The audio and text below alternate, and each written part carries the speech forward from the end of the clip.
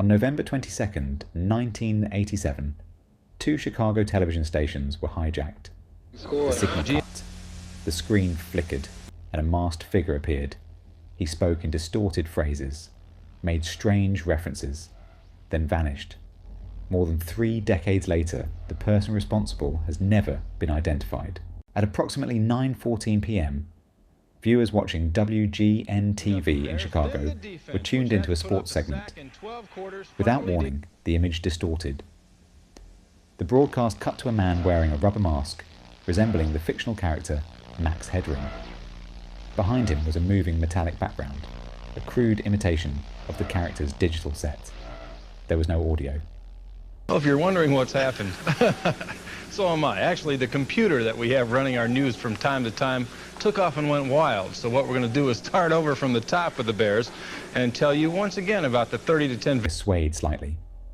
After about 30 seconds, station engineers regained control. Many assumed it was a technical glitch, but it wasn't. Roughly 2 hours later, during a broadcast of Doctor Who on Chicago's PBS affiliate WTTW, it happened again.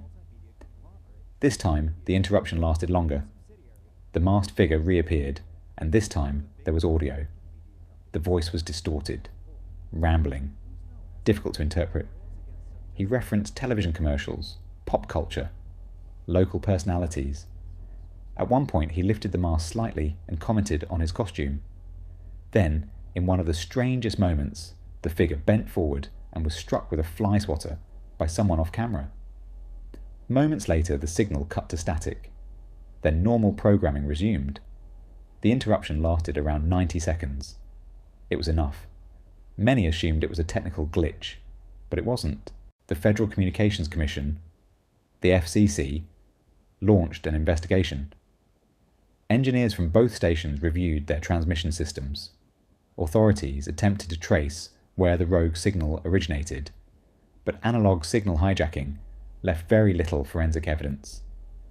There were no digital logs, no IP addresses, no metadata trails.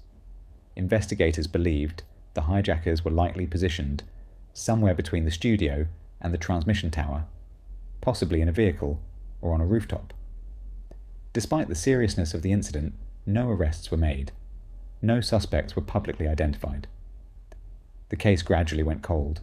Over the years, several theories have emerged.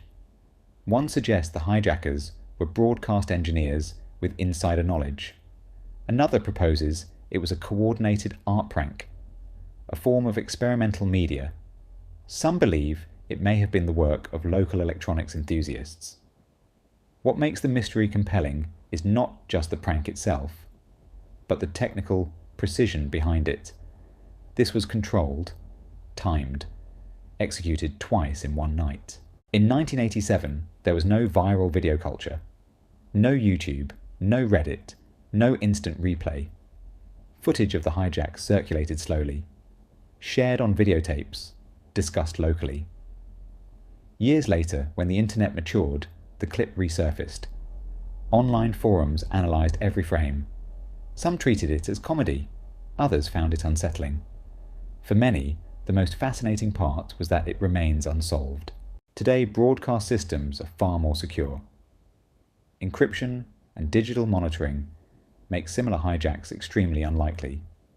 But the Max Headroom incident represents a rare vulnerability in an analog world. In an era before viral fame, someone interrupted live television, twice, and disappeared, no manifesto. No claim of responsibility, no confirmed suspects, just 90 seconds of interference that continues to echo decades later.